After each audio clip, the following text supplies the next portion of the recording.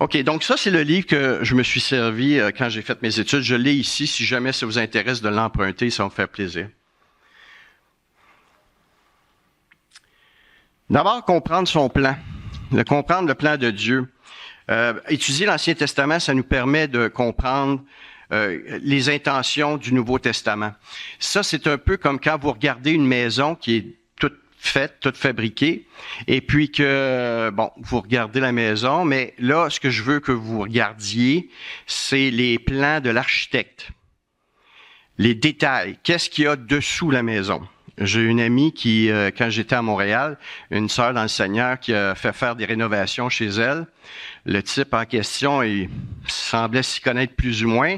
Il voulait créer une belle aire ouverte. Vous me voyez venir? OK? Il a fait tomber un mur porteur.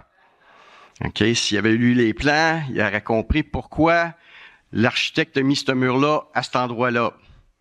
Ben, c'est un peu la même chose. Quand vous lisez l'Ancien Testament, c'est de comprendre qu'il y a un plan derrière ça et il y a une raison pourquoi. Tout ce qui a été écrit était utile et nécessaire. Donc, il y a des choses qu'on va reconnaître dans l'Ancien Testament qui va nous permettre de comprendre les réactions, par exemple, de la population. Si je vous dis, par exemple,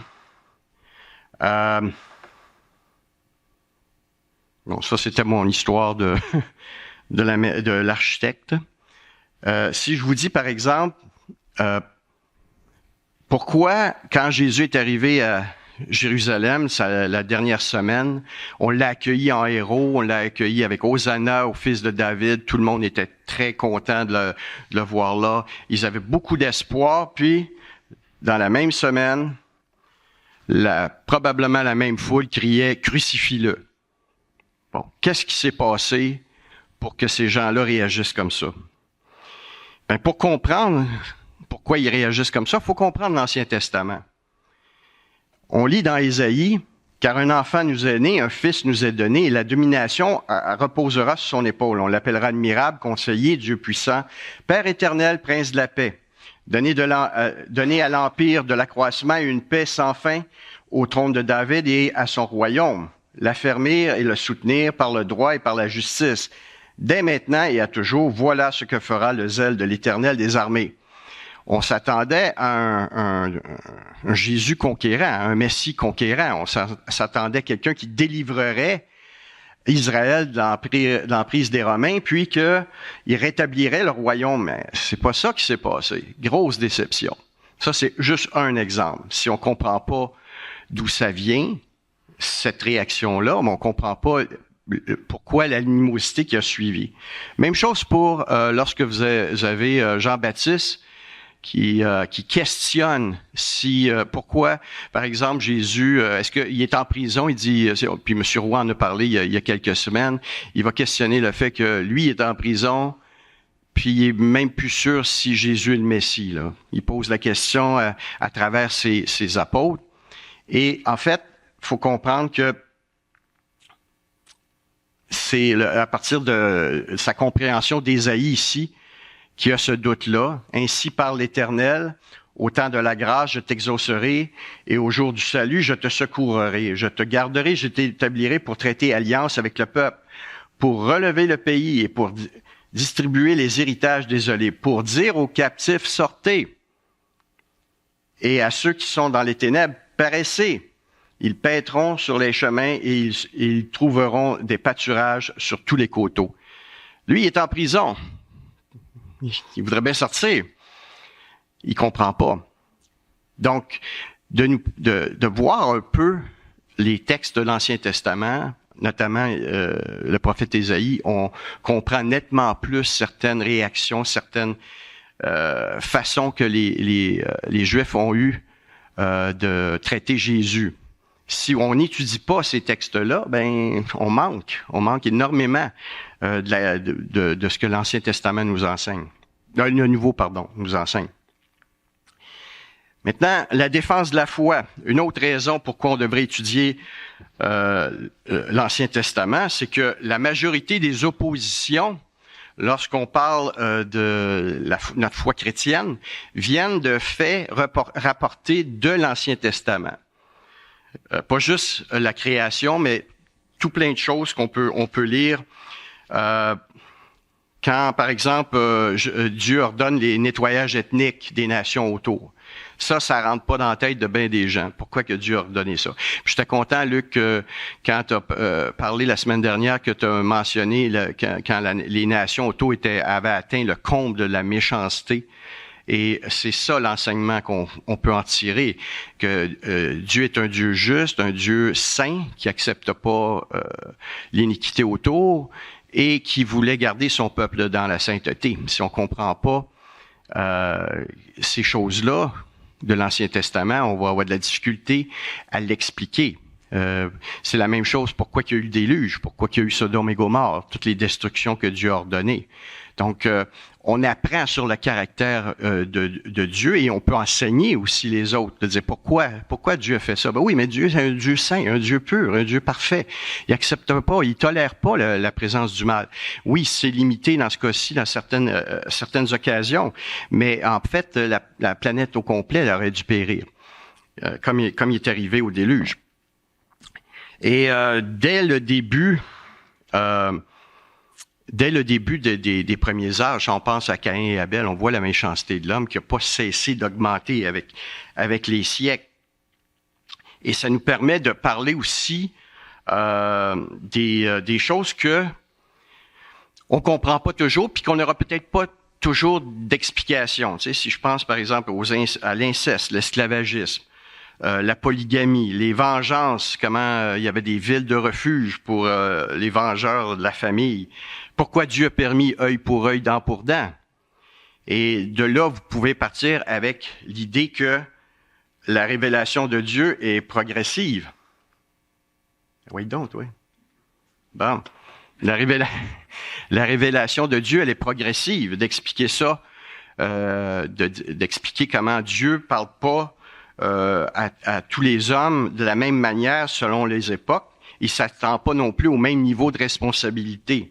C'est une autre façon lorsqu'on partage l'Évangile, d'expliquer qu'il y a des périodes de temps où Dieu a été plus patient, plus tolérant. Hein, d'autres vont appeler ça les périodes de grâce ou les dispensations de la grâce. Il y a plusieurs dispensations qui nous permettent de dire, Dieu a parlé différemment à certaines époques. Et le niveau de responsabilité aussi allait avec le niveau de révélation. Ça, c'est un peu comme lorsqu'on a un nouveau chrétien, une nouvelle personne qui est née de nouveau, on s'attend pas du jour au lendemain qu'il change toutes ses mauvaises habitudes puis qu'il soit parfait. Donc, il y a une progression qui se fait. C'est ça la révélation progressive. Dieu se révèle progressivement. C'est exactement ça qu'on voit. Donc, depuis Caïn et Abel, on a vu la méchanceté, qui a amené en fait le déluge, puis même au moment du déluge, après le déluge, le cœur de l'homme est resté mauvais. On voit Babel, Sodome et Gomorrhe, les nations autour avaient des pratiques absolument abominables, ça c'était connu. Et c'est dans ce contexte-là que Dieu se forme un peuple. Et il va progressivement et il enseigne son peuple progressivement. Il part de quelque chose, il part de loin. OK? Donc, le peuple part de pratiques et de coutumes, de philosophie païenne déréglée, et Dieu va progressivement changer ça. Il y a également, on comprend l'Ancien Testament, on comprend le plan du salut en étudiant les textes de l'Ancien Testament. C'est un plan qui s'évolue, comment je pourrais dire, qui se développe avec les livres de l'Ancien Testament. On va parler, par exemple, du fameux cycle, le cycle qu'on revoit constamment.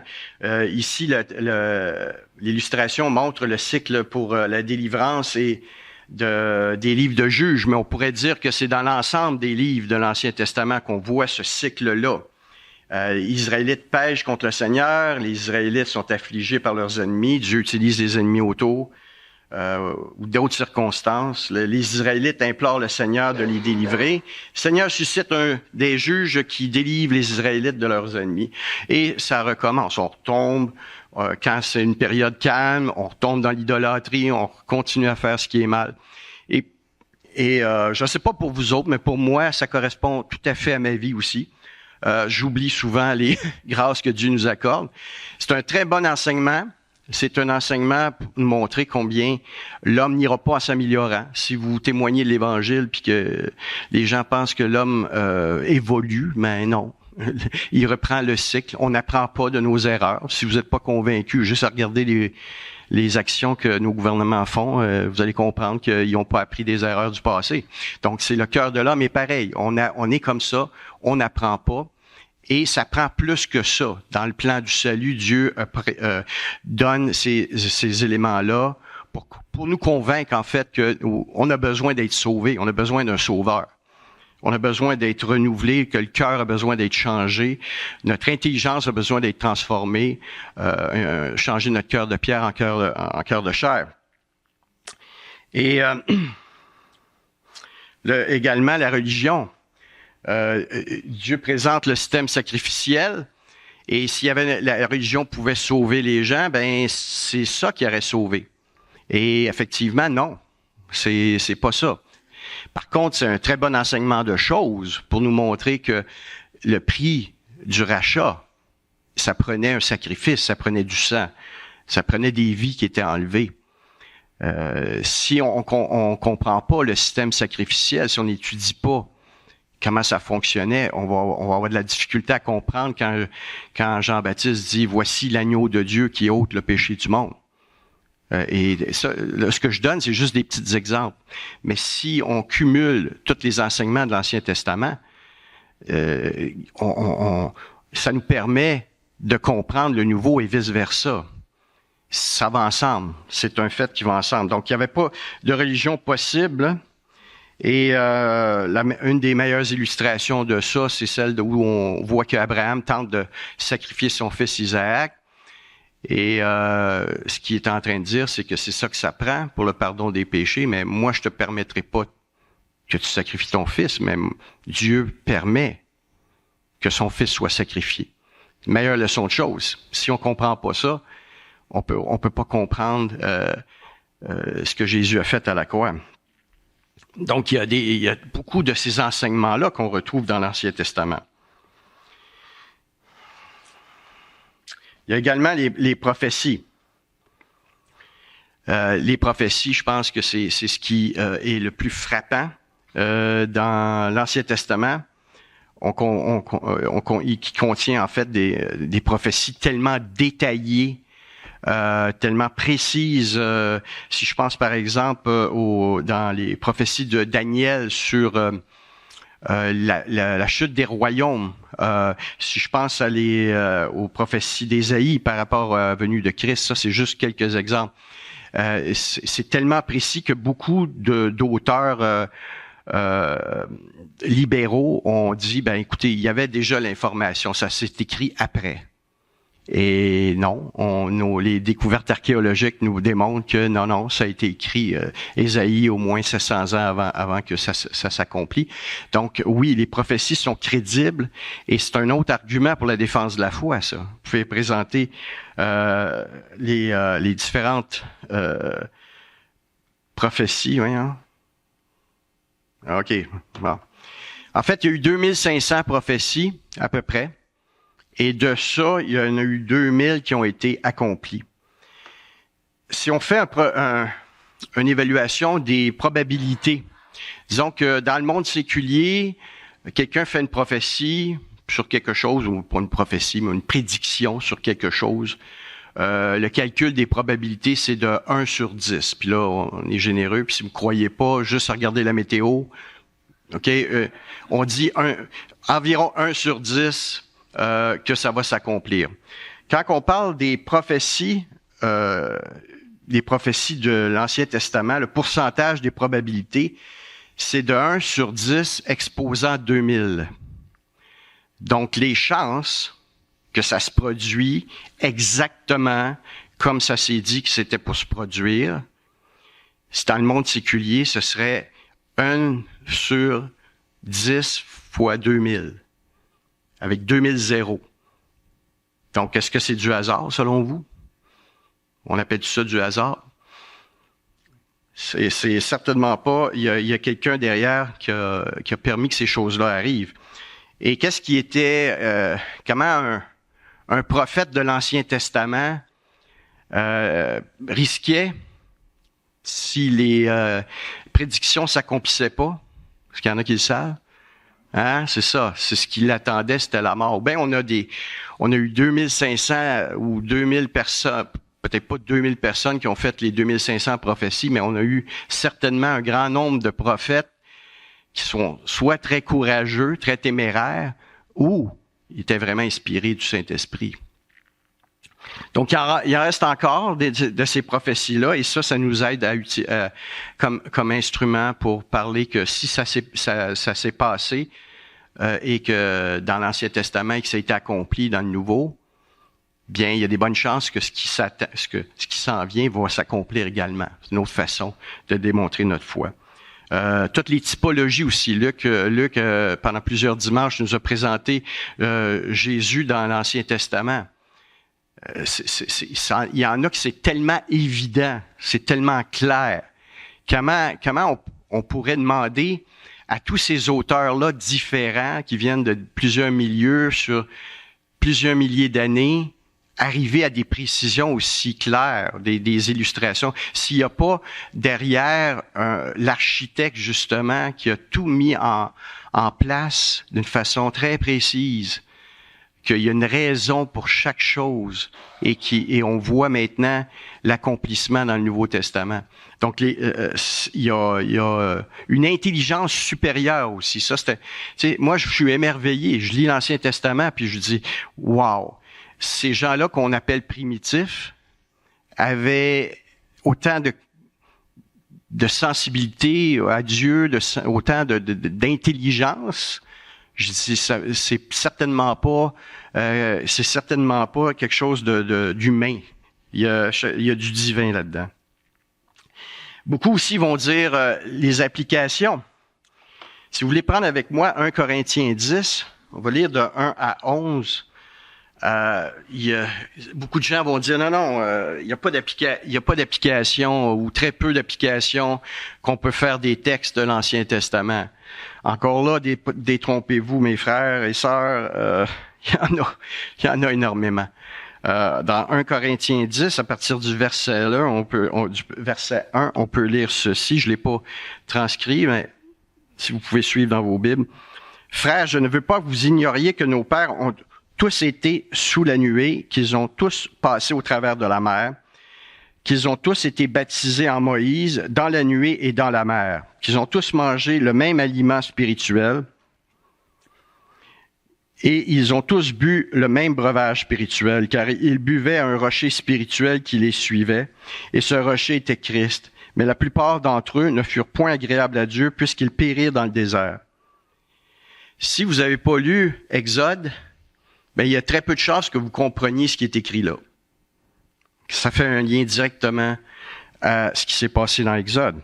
Verset 6. « Or, ces choses sont arrivées pour nous servir d'exemple, afin que nous n'ayons pas de mauvais désirs comme ils en ont eu.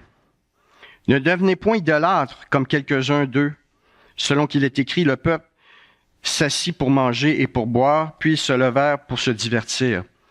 Ne nous livrons point à l'impudicité comme quelques-uns d'entre eux s'y livrèrent, de sorte qu'ils en tombèrent 23 000 en un seul jour. Ne tentons point le Seigneur comme le tentèrent quelques-uns d'eux qui périrent par les serpents. Ne murmurez point comme murmurèrent quelques-uns d'eux qui périrent par l'exterminateur. Ces choses leur sont arrivées pour servir d'exemple, et elles ont été écrites pour notre instruction à nous qui sommes parvenus à la fin des siècles. Voyez-vous des applications pratiques, vous autres? OK. Si les pratiques qu'on voit qui étaient punissables à l'époque de l'Ancien Testament, si on les ignore, ben Dieu, c'est le même Dieu, hein? Ce qu'un homme aura semé, il le moissonnera aussi. Il y a encore des liens en Dieu est juste et certainement que le texte le dit clairement que c'est pour notre instruction.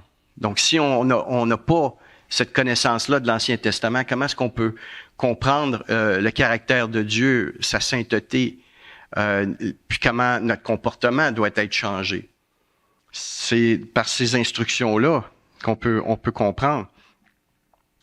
L'Ancien Testament est rempli d'enseignements sur la nature de l'homme, sur son caractère, sur la façon qu'il agit. C'est le meilleur livre de psychologie qui existe.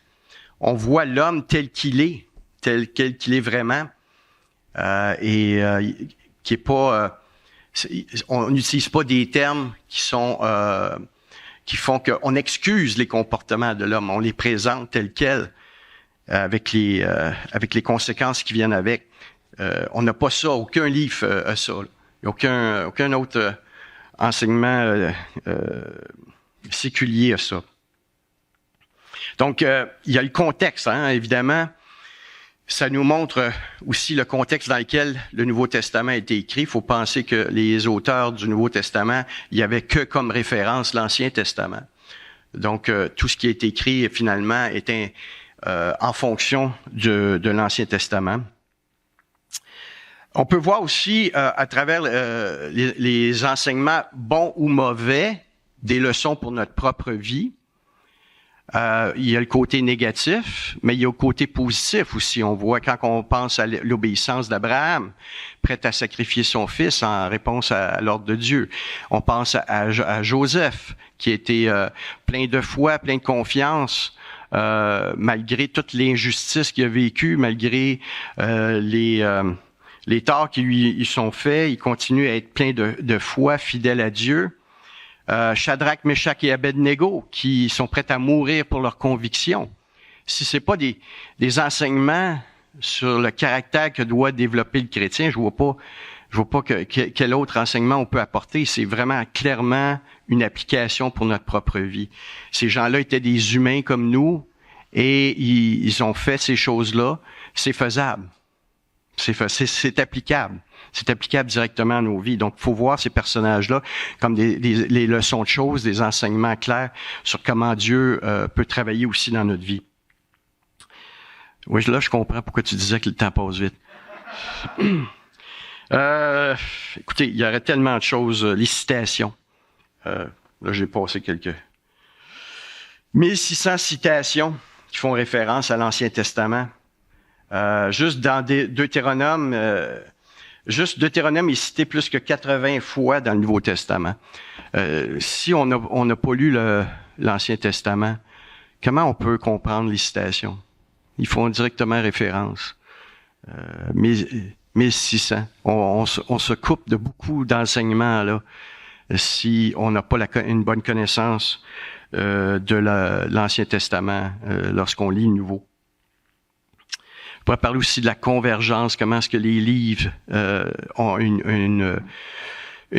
comment qu'on pourrait dire, un fil de pensée unique, 66 livres écrits sur 1600 ans par des auteurs complètement différents de tous les milieux, qui finalement, il y a un lien intrinsèque, il y a un lien vraiment qui a une cohésion dans ce qui est enseigné par rapport au caractère de Dieu, par rapport au plan du salut, par rapport et donc la Bible, c'est finalement la Bible de Dieu, du début jusqu'à la fin. Il y aurait tellement de choses que je voudrais dire.